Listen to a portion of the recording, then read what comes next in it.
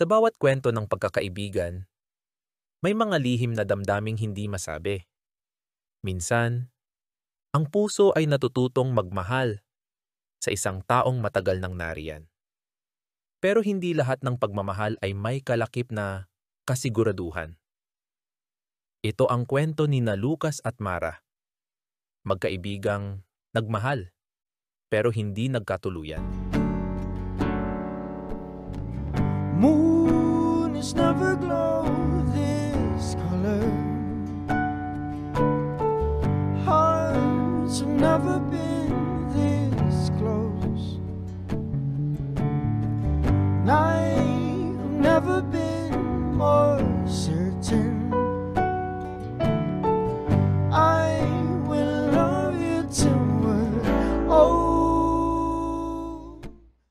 Simula pa lang, alam na nilang magkaiba sila. Si Lucas, tahimik at mahilig sa libro, habang si Mara, palatawa at puno ng sigla. Bata pa lang sila. Magkasama na sila sa lahat. Sa paglalaro, sa pagkat ng klase minsan, at sa paghabol sa kanilang mga pangarap.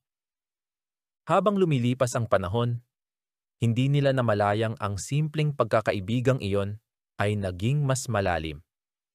Si Lucas, natutunang mahalin ang ingay ni Mara. Si Mara hinanap ang katahimikan ni Lucas, pero walang nagsalita. Pareho silang natakot na sirain ang kung anong meron sila. Dumating ang college, at unti-unti silang nagkaroon ng kanya-kanyang mundo.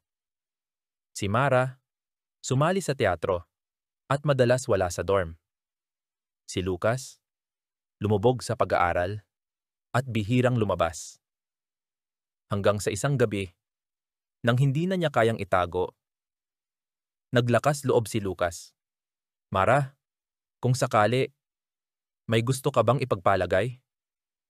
Ngumiti si Mara, pero may lungkot sa mata. Alam ko, Lucas, pero natatakot ako.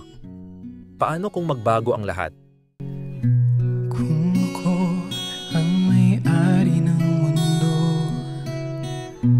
ibibigay lahat ng gusto mo.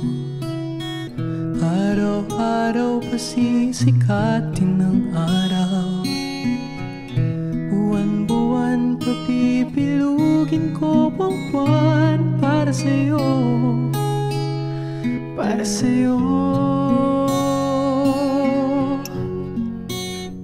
Susungkitin mga bituin para lang makahiling na sana'y maging akin. Puso mo at damdamin, kung pwede lang, kung kaya lang, kung akin ang mundo. Ang lahat ng ito